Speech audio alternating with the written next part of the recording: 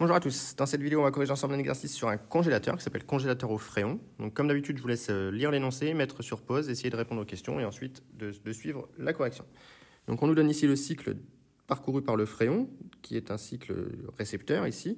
Donc la première transformation est la transformation AB, qui est une détente de Joule Kelvin. Ensuite on a une vaporisation partielle, puis une détente, une compression isentropique dans le compresseur. Et enfin, on a une liquéfaction complète de N vers A au contact de la source chaude. Donc on donne les différentes températures de la source froide, de la source chaude.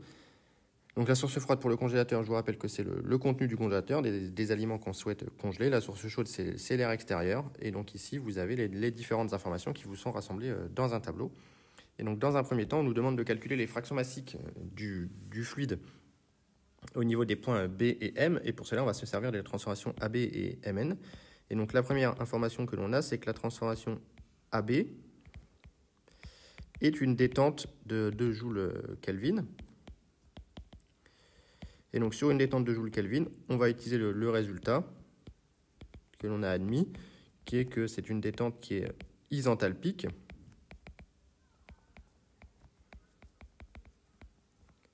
C'est une détente qui se fait à enthalpie constante. Donc, eh bien, on a delta H sur la transformation AB qui est égale à 0. Autrement dit que HB est égal à HA. Et donc ici, si je reprends mon petit diagramme de enthalpique pH, eh bien la transformation AB est isenthalpique, donc l'enthalpie de B est égale à l'enthalpie de A, et donc en masse X, c'est valable aussi. Et donc maintenant, je vais travailler sur le palier d'enthalpie que je suis en train de représenter en bleu. Donc ici, je fais apparaître le point de liquide saturant, ici le point de vapeur saturante, et là donc j'ai le point B. Et donc j'applique un théorème des moments sur l'enthalpie, ce qui me permet d'obtenir que XB est égal à HB moins HL divisé par HV moins HL. HV moins HL,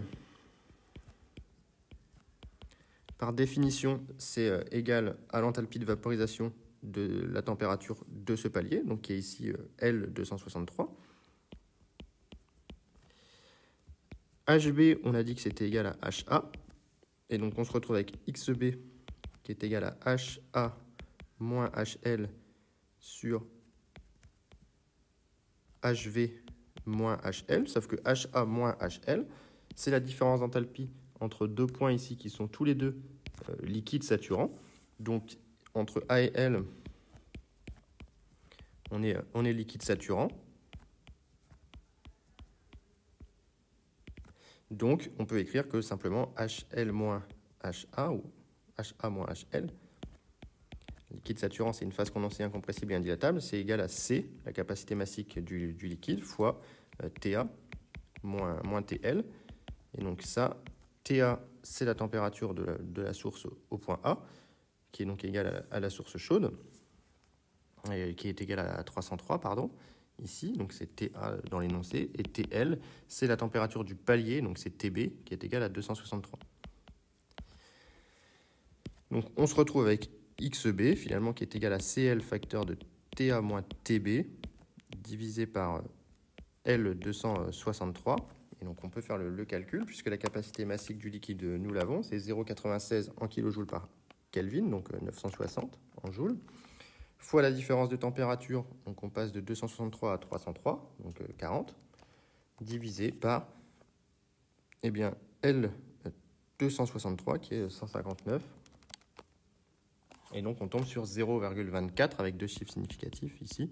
On pourrait travailler avec 2 puisque CL est donné à deux chiffres significatifs. Et donc on a une fraction massique au point B qui vaut 24% pour la vapeur.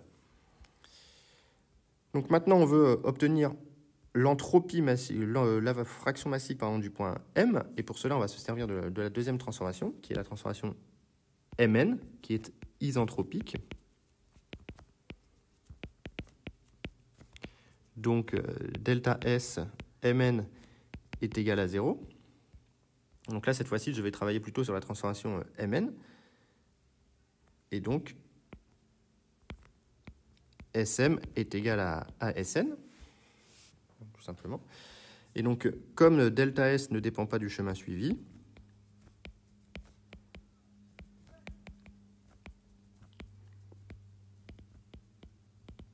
eh bien, on va construire tout simplement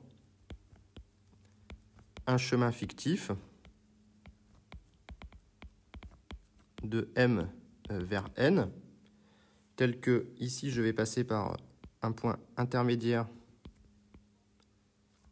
sur le point de liquide saturant, que je vais appeler L, puis je vais passer au point A, puis je vais aller jusqu'en N. Donc je vais écrire que delta S pour aller de M vers N, c'est pareil que delta S pour aller de M vers L, puis delta S pour aller de L vers A, plus delta S pour aller de A vers N. Et là, l'avantage, c'est que maintenant, je sais faire, puisque M vers L, c'est une liquéfaction à 263 Kelvin, pardon. Delta S de L vers A, c'est une élévation de température, mais pour une phase condensée incompressible et indilatable. Et delta S de A vers N, c'est une vaporisation à 303 Kelvin. Donc je vais pouvoir maintenant séparer et calculer chacune de mes contributions. Delta S de M vers L, c'est moins M, enfin c'est M ici, facteur de 0 moins XM fois delta VAP, tout simplement delta LIC, pardon, delta VAP, pardon, 263. Donc c'est bien négatif ici, puisqu'on a une liquéfaction. Donc ça c'est, on passe de XM% de vapeur à 0% de vapeur. On a que delta S pour aller de L vers A, c'est égal à M, la capacité du liquide Ln de TA sur TL, qui est aussi TB, par formule de la variation d'entropie d'une phase condensée, incompressible et indilatable, d'après le formulaire. Et enfin, delta S pour aller de A vers N, eh c'est une vaporisation complète. Alors delta VAP, ici c'est un delta VAP S, pardon. C'est donc égal à M delta VAP S de 303, pardon. Et la température du changement d'état sur le troisième palier. Et on a une propriété qui est que delta VAP S de T, c'est égal à delta VAP H de T sur T. Ça, c'est une formule à connaître par cœur. Donc, eh bien, je peux réécrire mes deux variations d'entropie massique, delta S de M vers L, qui s'écrit moins M XM delta VAP H de 263 sur 263, et delta S de A vers N, qui s'écrit M delta VAP H de 303 sur 303, finalement. Et donc, bilan, la somme des trois termes est nulle, donc je vais factoriser par M. Donc j'ai M facteur de moins XM delta VAP H de 263 sur 263, premier terme, plus C liquide Ln de TA sur TB, plus delta VAP H de 303 sur 303, qui est égal à 0, ce qui me permet de déduire XM finalement. XM qui va être égal à 263 divisé par delta VAP H de 263, facteur de CL Ln de TA sur TB, plus delta VAP H de 303 sur 303. Voilà. Donc là, on a tout. On va pouvoir faire le calcul numérique. C'était pas forcément évident.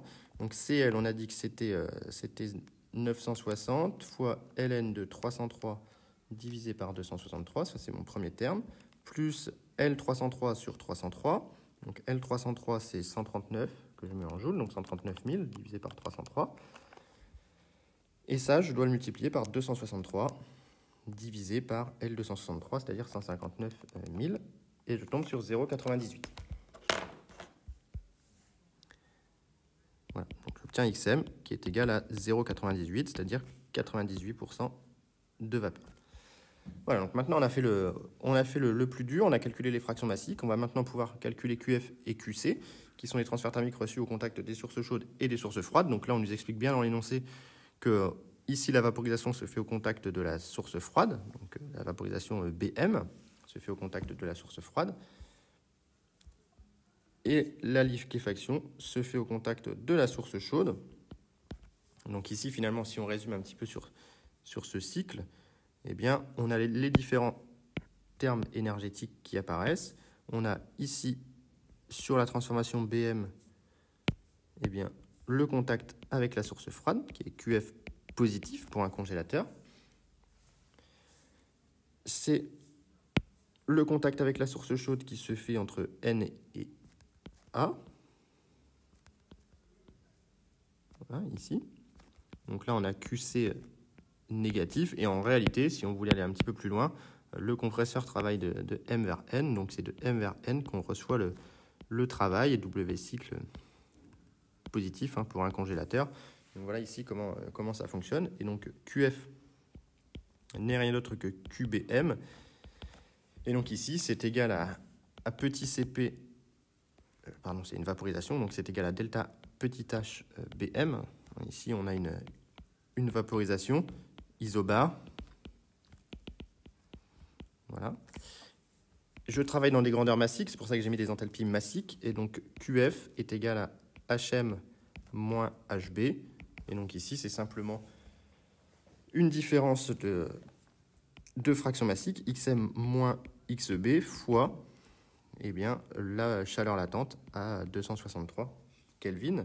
Et donc, comme on a calculé XM et XB, c'est 0,98 moins 0,24 qu'on a calculé tout à l'heure, fois L263. Et je vais laisser ça en kilojoules. Donc, ça fait 118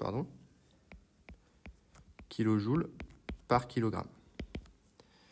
QC, de la même manière, QC, c'est égal à Q de N vers A. Et donc ça, c'est égal à moins, par définition, L303. Moins, car c'est une liquéfaction. Donc on a bien un signe moins sur la variation d'enthalpie. Ici, donc moins L303, on a la donnée dans l'énoncé de cette chaleur latente qui vaut 139. Donc ça fait moins 139 kilojoules par kilogramme. Ici, on a des grandeurs qui sont massiques. Ça s'expliquerait avec le premier principe en écoulement, qui n'est pas au programme de première année, mais qui est au programme de deuxième année. Et donc, enfin, on peut en déduire le travail sur un cycle, puisqu'on va considérer que c'est le seul endroit où il y a du travail qui est fourni pour le fluide qui circule dans le congélateur. Et donc, le travail, par premier principe, eh bien, on va se retrouver avec QF plus QC plus travail utile égale 0. Donc, on en déduit que le travail est égal à moins QC moins QF. Et donc, on se retrouve avec 139 moins 118, ce qui fait 21 kilojoules par kilo de travail. Voilà. Et donc, maintenant, une fois qu'on a ça, eh bien, on va calculer l'efficacité du congélateur. Donc, l'efficacité, c'est une formule de cours.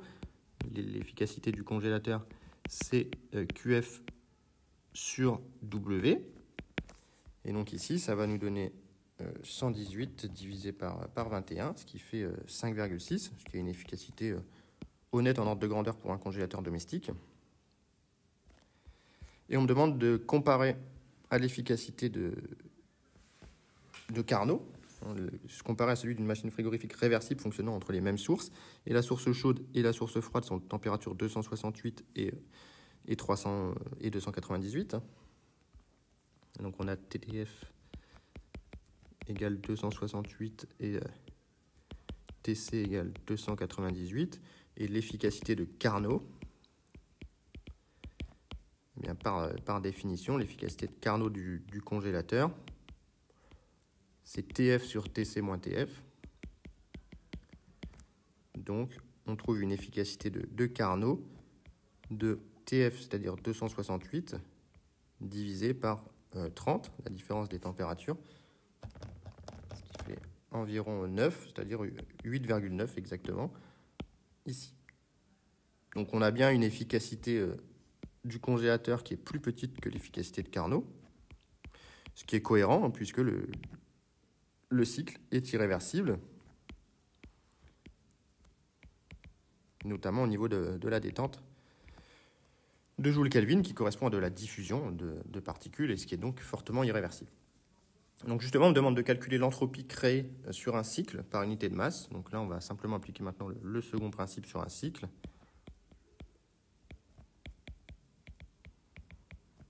Et donc le second principe sur un cycle me donne que delta S égale 0, égale S échangé sur le cycle plus S créé sur le cycle, donc par unité de masse.